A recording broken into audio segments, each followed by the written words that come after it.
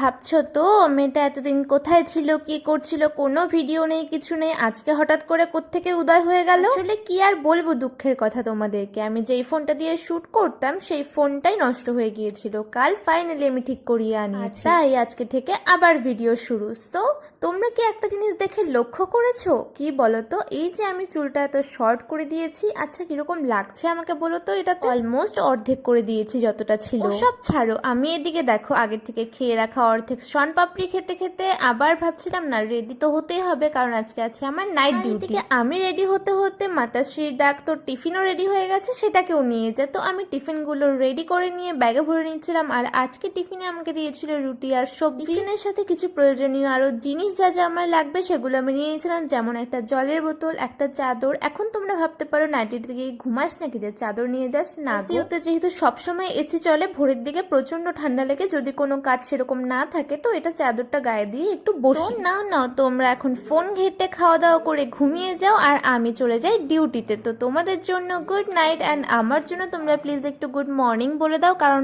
আমার ঘুম তো সকালবেলা হবে।